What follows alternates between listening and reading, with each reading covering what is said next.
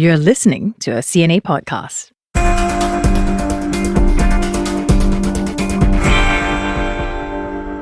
This year's UN General Assembly turned out to be must-watch TV.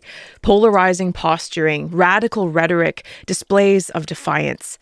Plus, a walkout by dozens of delegates when one leader took to the stage. But more on that in a bit.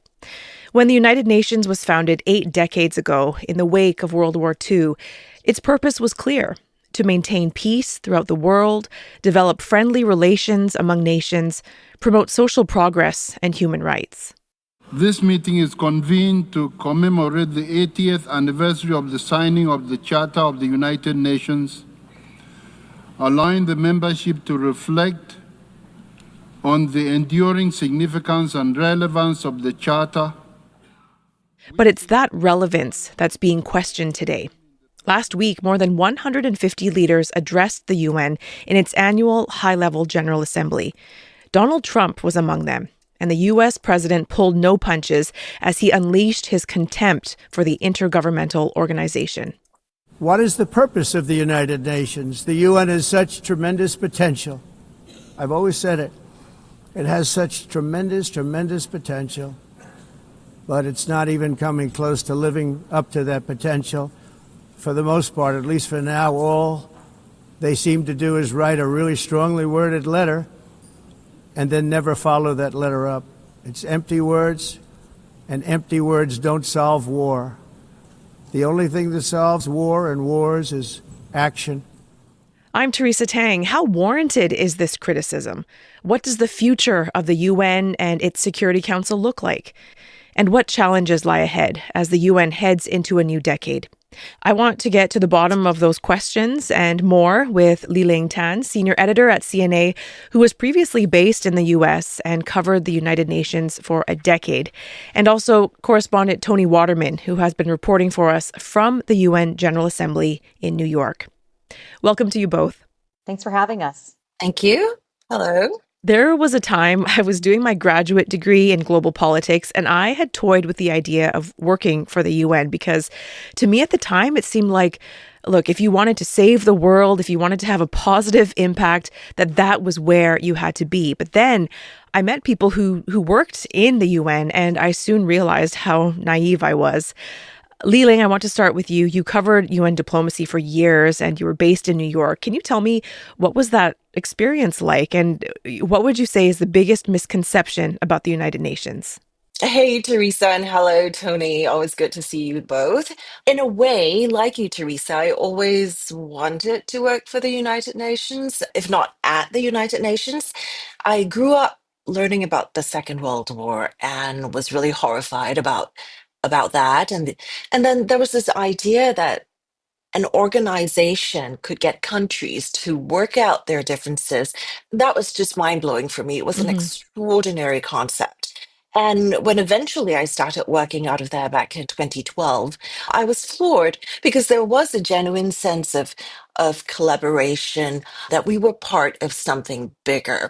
That said, I think, I was pretty naive too. And you're right, there's a lot of that happening with the young, rookie journalists there.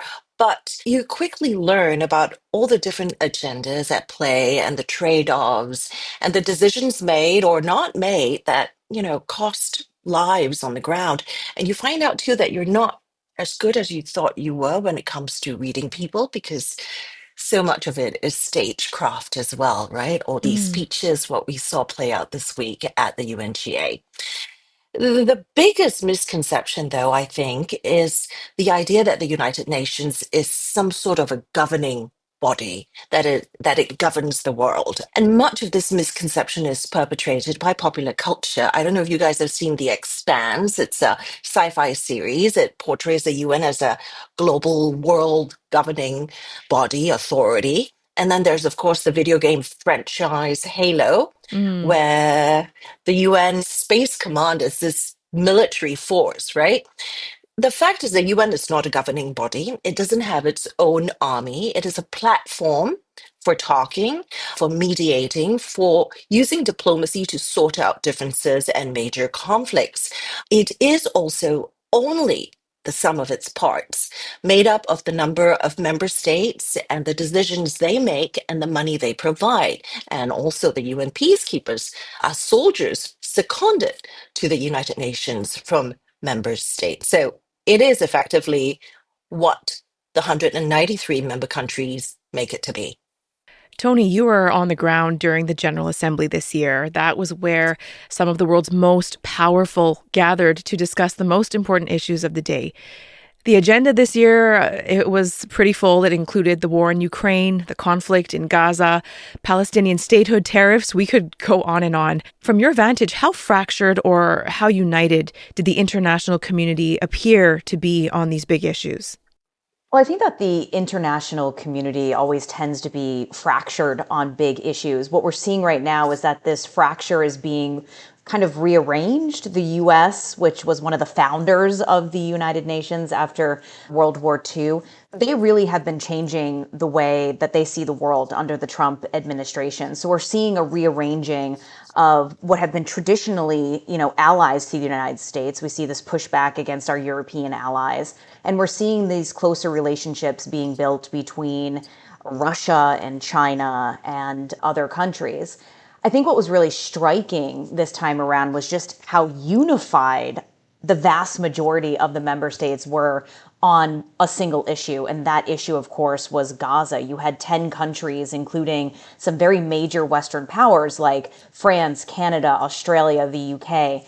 They started off the session by recognizing for the very first time an independent Palestinian state. This is a major shift in policy because for decades, these countries had not wanted to engage on Palestine, but now they feel compelled to do so. And 80% of the UN's 193 member states now recognize a Palestinian state. And many of them have actually done this for decades. So what we have seen historically is that when Palestine has been brought up in conversation at these general assemblies, it's mostly been done by the Middle Eastern Arabic countries. What we saw this year was actually a lot of other countries, nearly every country that went up there was speaking about Gaza and the need to bring this war to an end. And right before this session started, just a couple of weeks before, the UN actually had an inquiry committee that came out and concluded that there are acts of genocide that are being committed in Gaza, something that the UN Secretary General Antonio Guterres spoke about. We must work for a full ceasefire and a just, lasting peace in accordance with the Charter, UN resolutions, and international law. In Gaza, the horrors are approaching a third monstrous year. They are the result of decisions that defy basic humanity. The scale of death and destruction are beyond any other conflict in my years as Secretary General. And I guess one showstopper, Toni, was the walkout by dozens of delegates as Prime Minister Benjamin Netanyahu was having his turn at the podium. But despite that, that didn't keep him from criticizing Western nations that recently recognized a Palestinian state. Yeah, it was pretty dramatic. As Netanyahu was walking out to the podium, you had delegates and delegations en masse stand up and start walking out, and they were clapping, they were cheering. And the UN officials that were overseeing the address multiple times had to call for order inside the chamber because it was getting, kind of rowdy for something that is, sometimes quite sleepy, if you want to know the truth, with these speeches. But Benjamin Netanyahu was incredibly defiant in his speech. He defended Israel's actions in Gaza and said that they are going to continue to fight until Hamas is completely obliterated. So not necessarily a leader looking for peace the way that the international community increasingly is demanding take place. But he saved his harshest words for those Western allies, really, of Israel, those Western powers that had come out and recognized a Palestinian state. Take a listen. When the most savage terrorists on earth are effusively praising your decision, you didn't do something right. You did something wrong, horribly wrong. Giving the Palestinians a state 1 mile from Jerusalem after October 7th is like giving Al-Qaeda a state 1 mile from New York City after September 11th. This is sheer madness. It's insane, and we won't do it. Can I add something here to what Tony is talking about? I don't know, Teresa, if you're aware that Tony and I worked together for UNGA coverage this week. And it is a dramatic moment at the UN.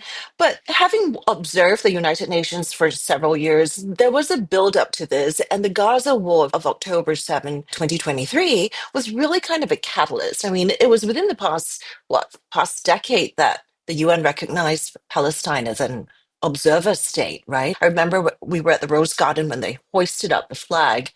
And, you know, the fact that all these nations came forward, this UNGA, to back Palestinian statehood is not entirely unexpected. What was surprising is that it happened so quickly, and the catalyst was the war. Liling, China's Premier Li Qiang, he took to the stage in New York as well. And his appearance is coming just off the back of the Shanghai Cooperation Organization Summit. And that was really where Beijing expressed its clear vision of a multipolar world. Tell us what the Premier's comments told you about the country's commitment to multilateralism. From the speech, China presented itself as the voice of reason, capping a week of deep division and considerable vitriol that Tony was talking about, especially around the Ukraine war, the Gaza war, and of course, Palestinian statehood. Now, Premier Li Qiang's address was delivered one speech after that dramatic walkout.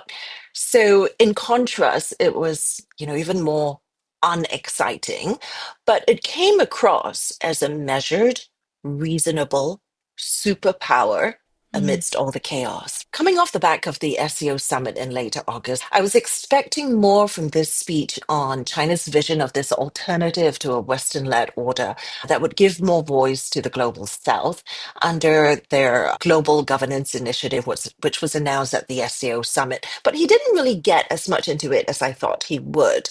Now, perhaps the biggest thing that stood out for many of us watching China at the UNGA was that Xi Jinping wasn't the one who delivered the address, right? Many of us thought he would, given it's the 80th anniversary of the UN, the increasing interest in China as America pulls back, and of course, Beijing's vision to reshape the international order, as the state media put it. But maybe that's the message, right? That yes, China is committed to multilateralism, just maybe not so much this version of multilateralism out of this particular venue. History keeps reminding us, when might dictates right, the world risks division and regression. Should the era of the law of the jungle return, and the weak be left as prey to the strong, human society would face even more bloodshed and brutality. As members of the global family, we must uphold justice while pursuing our own policies. This is particularly true for the major countries. I want to take things back to President Trump's criticism of the UN, Tony. He wasn't the only person with pointed words for the organization. I want you to take a listen to what Ukrainian President Volodymyr Zelensky had to say. If a nation wants peace, it still has to work on weapons. It's sick. But that's the reality. Not international law, not cooperation. Weapons decide who survives.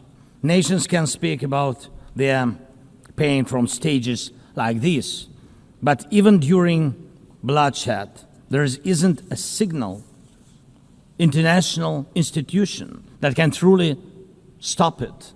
That's how weak these institutions have become. Toni, what would you say to someone who is listening, who agrees with this crisis of credibility, who's saying, you know what, the UN is not doing enough and it is highly ineffective? Well, I think that the question of relevance or effectiveness of the UN has become this perennial issue. But it does feel like the crisis is the worst yet. And this is partly because the US, which again is one of the founding members of the UN, could be the one that ultimately destroys it or makes it even less relevant than it is now. And I'm not sure that there's a lot of people out there who would actually disagree with President Trump that the UN isn't living up to its potential at this point. The UN Security Council is a principal hindrance for the organization. It's comprised of 5 permanent members: China, France, Russia, the UK, and the US. And each of these countries has veto power, which often leads to deadlock. So Russia, for instance, always vetoes resolutions on Ukraine, while the U.S. does the same on things that are related to Israel's war in Gaza. And if the Security Council can't agree, there is a limit to what the UN can actually achieve. And even when it does agree, whether that's the Security Council or the General Assembly, the resolutions themselves aren't really enforceable. They're not necessarily legally binding. And Mahmoud Abbas, who is the leader, of course, of the Palestinian Authority, he talked about this in his address. He said that there are more than 1,000 UN resolutions on Palestine that remain unimplemented. They just haven't taken place. Take a listen to what Charles Kupchan, the senior fellow at the Council on Foreign Relations, had to say. Now we're back in a geopolitically divided world where you have the United States and its allies on one side, Russia and China on the other side. The UN is paralyzed. It is not really taking a position at all on Gaza, on Ukraine, on Sudan, the three big wars that are burning as we speak. And in some ways, I think what you're seeing here is a UN that struggles to remain relevant on those big geopolitical issues, even with reform, even with new members on the Security Council. The UN is always going to fall short of the great parliament providing global governance that its founders had thought they were building. So this is one problem that the UN is facing. Another problem that the UN is facing is a budgetary crisis. And this has been a crisis in the making really for years. You have a lot of major contributors. This includes the United States and China, which are the largest contributors to the UN. They have been delaying their payments or not making these payments. And this has really been worsened by the Trump administration's clawback of billions of dollars in foreign funding. And this includes money that was earmarked for peacekeeping and humanitarian programs. This is leading to these sweeping budget cuts and layoffs at the UN. And this is jeopardizing its ability to really carry out its main objectives. There have been a lot of calls for reform at the UN, and this is something that the institution says it's going to do as part of its 80th anniversary review. But at the end of the day, it's the people in the parts of the organization that need the most reform that will be the deciding voices, the ones that will have to vote on that reform. It's sort of like, turkeys don't vote for Thanksgiving. How likely are they to approve the tough reforms that are needed if that means diluting or taking away their own power within the organization? We're discussing major failings of the UN, Liling, and some would point to the Security Council in particular. The complaint is often that the 5 permanent members, the US, the UK, France, Russia, China, they wield a disproportionate amount of power. How different could the UNSC look like in 5, in 10 years? And I saw reports that said India's External Affairs Minister, S. Jaishankar, he's called for greater collaboration with the Global South in particular. So I'm curious to know, how likely will the interests of the Global South be better represented in the UN moving forward? Wow. Okay. Some really good questions there. I think to start, we need to understand what the Security Council is about and why it was formed. Now, the Security Council was part of the UN that was formed in the wake of the Second World War, right? From the ashes of the World War. And also from the failures of the League of Nations, its predecessor. The whole point of the Security Council within the UN system is to address risks to global peace and security. So their primary task is to deal with conflicts and crises. And crises can include pandemics as well. We had the worldwide HIV/AIDS crisis. They're also tackling antimicrobial resistance. So risks to peace and security. But like Toni said, a lot of the time they can't move on a lot of decisions because of the permanent 5 members of the Security Council. Sometimes they have conflicting agendas. And as we've seen in the past, protracted conflicts like Syria, now we have Ukraine, and then, of course, Gaza, which, by the way, the Israeli-Palestinian conflict is nearly as old as the UN. They can't move on these because, there's always a division among these permanent 5 members. And that's why all this criticism is around them. No UN Security Council permanent member is going to vote themselves out of the equation from the most powerful Yeah. council in the world, even if it isn't able to exercise that power. So I'm willing to bet that in 5 years, the UN Security Council will look exactly the same. Even after 10 years. So, I mean, we can talk about reforming the Security Council until the cows come home. But the P5, their positions are enshrined in the UN Charter, which is the UN Constitution. And any change in their makeup would require, or any departure would require all 5 members to agree to it. And the odds of this happening, I mean, it would require, total collapse of a particular country such that its government is no longer functioning and able to exercise that veto power. And then maybe we might have a change in the makeup of the P5. Or they can add to it, add more members. And that is a plausible scenario. And that's, I think, the more realistic one. But still, 5 years is too short a time frame. There's amendment to the charter that needs to be made, paperwork to get in order. And it also requires 2/3 majority from member states. So I'm hearing this could be decades. So to your question, I don't think anything's going to change within 10 years. On what this could mean for the global south, I think a big push for the reform is being led by the global south. So if there are additional permanent members, likely it would come from the global south, perhaps Brazil, maybe India, maybe an African country. As we touched on earlier, the UN is marking its 80th birthday this year, which, if you think about it, it should be a cause for celebration in many ways. But you could really get a sense that the UN was not in the mood to celebrate this year. And building on what Liling said, Toni, what do you see for the future of the United Nations? Some have suggested it could potentially become anti-American. It could atrophy without those U.S. funds we talked about, that maybe overall hostility for it and within it could also grow. What do you think? I think that the one thing that is certain is that the future is very uncertain for the United Nations right now. You're right. There are people that are saying that it could become more anti-American, that there could be these factions within the UN that are working against America. But there's another argument that it could become magnified in the way that we've seen happen at NATO, right? So during Trump's first term in office, he railed a lot about NATO, how people were not, the members weren't spending enough on security and defense spending. And this time around, he is taking the position that he has sort of come in and fixed all of the problems at NATO. And now everybody is not just paying the 3%, but now they're up to 5% when it comes to those security guarantees.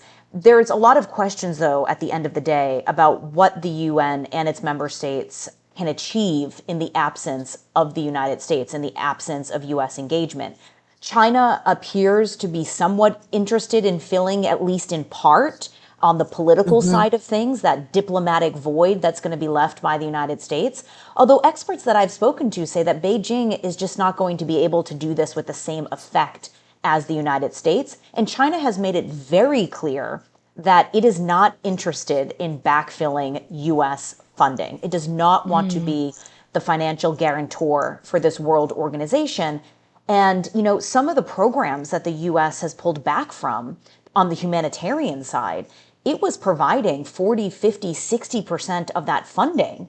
And so without that money there, no single country, probably other than China, if it wanted to, would be able to fill that void. So a lot of the core missions of the UN, which is not just, in New York City or in Geneva, where you have kind of like the governing bodies and the political end of the UN, but really the humanitarian work and the development programs that they do on the ground that are so vital and so important, that work is not going to be done. I have to say, though, that there is still value, I think, in the UN, and that was seen last week. Trump and Brazil's president, Luiz Inácio Lula da Silva, they passed each other in the hallways.